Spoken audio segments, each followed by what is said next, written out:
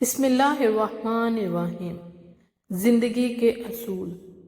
سکون والا انسان دوسروں کی زندگی اور خوشی کا احترام کرتا ہے۔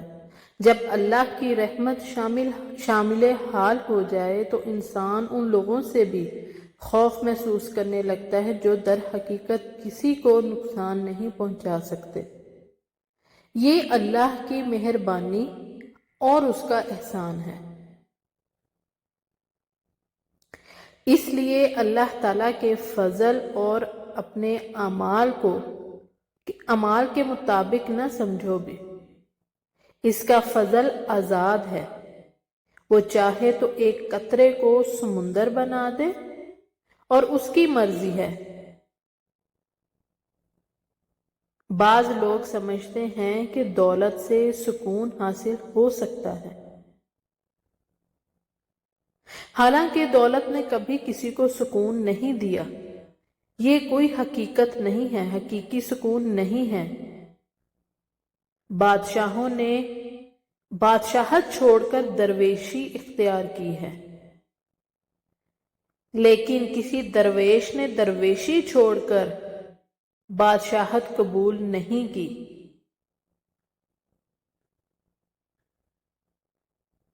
مال جمع کرنے اور اسے گن گن کر رکھنے والے کے لیے وعید ہے، البتہ وہ مال جو اللہ کی راہ میں خرچ کیا جائے اطمینان قلب کا سبب بن سکتا ہے۔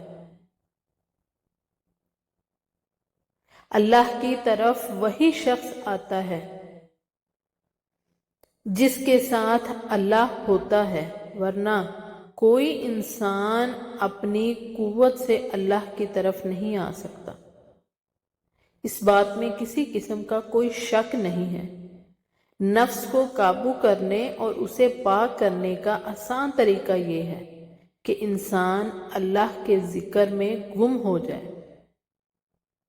جب بندہ اللہ کی یاد میں گم ہو جاتا ہے، ایسا محو ہوتا ہے کہ انسان کی نفس کی آواز دب جاتی ہے، تب نفس کے شر سے بچنا آسان ہو جاتا ہے۔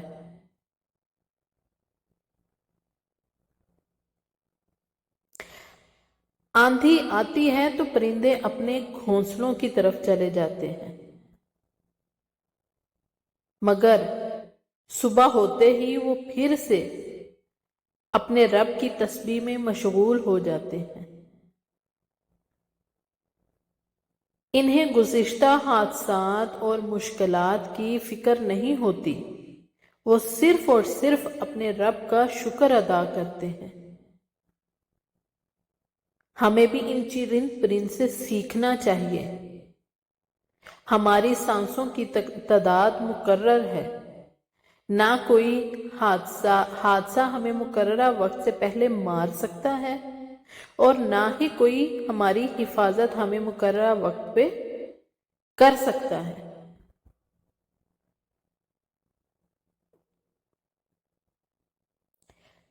شوق بھی ہو، ادب بھی ہو اور ثابت قدمی بھی ہو،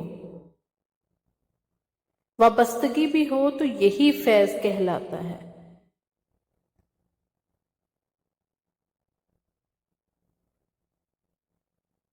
حاصل کرنے کی تمنا، مقام کی تمنا، مرتبے کی تمنا، شہرت کی تمنا اور لوگوں کی پسندیدگی کی تمنا چھوڑ دو، غم کم ہو جائیں گے۔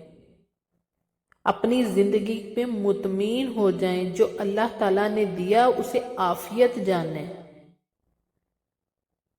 مولانا رومی رحمۃ اللہ علیہ فرماتے ہیں کہ جب گناہ گار ندامت کے آنسو بہاتا ہے تو عرش ایسے لرزتا ہے جیسے ماں اپنے بچے کے رونے سے بے قرار ہو جاتی ہے۔ ماں روتے ہوئے بچے کو گود میں اٹھا لیتی ہے۔ اسی طرح اللہ کی رحمت بھی توبہ کرنے والے بندے کو اپنے دامن میں لے لیتی ہے اور اسے تسلی دیتی ہے کہ تیرے رب نے تجھ پر رحم فرما دیا۔ کتنی عجیب بات ہے کہ تم کسی اور جیسا بننا چاہتے ہو، حالانکہ اللہ نے تمہیں ایک منفرد شخصیت عطا کی ہے۔ ہمیں اپنی زندگی سے مطمئن ہونا چاہیے۔ کیا تمہیں اپنی خوبصورتی اور اپنی پہچان نظر نہیں آتی؟ بہترین رشتہ وہ ہے جو تمہارے عیب جاننے کے باوجود تم سے تعلق ختم نہ کرے بھی، اور ایسا تعلق اللہ تعالیٰ کے سوا کسی سے مکمل طور پر نہیں ہو سکتا۔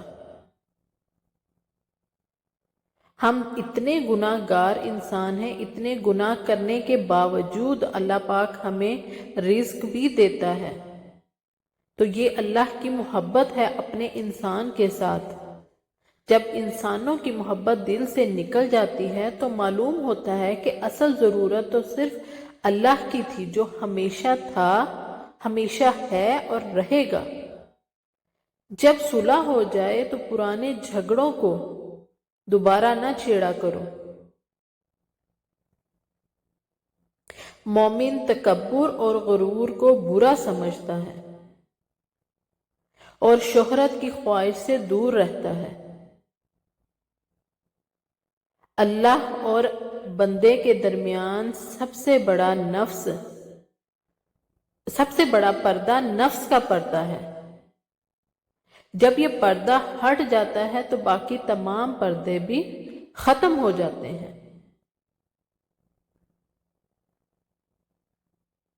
اللہ تعالیٰ تکبر کو پسند نہیں کرتے۔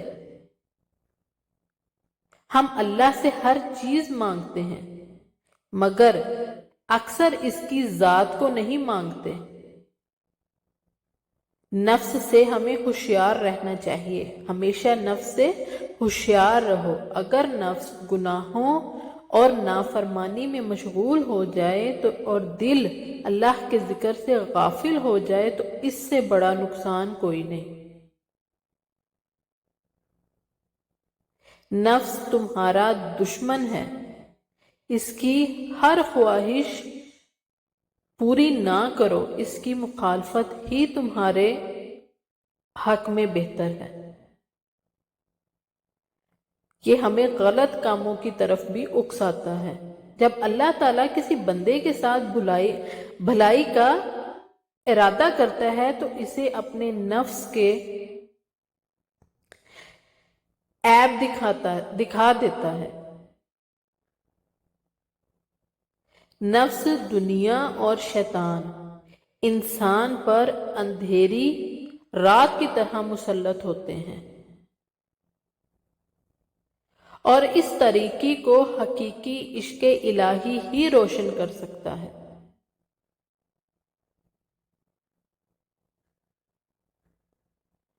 خوشی حالات کا نام نہیں ہے، دل کی کیفیت کا نام ہے، اور دل اس وقت خوش ہوتا ہے جب آپ کا ضمیر مطمئن ہوتا ہے۔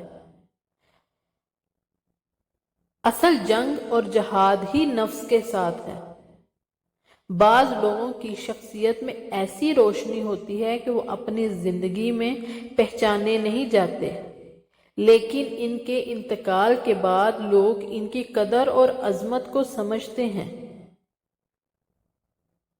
قرآن مجید کی آواز واضح اور روشن ہے، جبکہ شیطان چونکہ جھوٹا ہے اس لیے وہ دھوکہ اور الجھن والی آواز میں بات کرتا ہے۔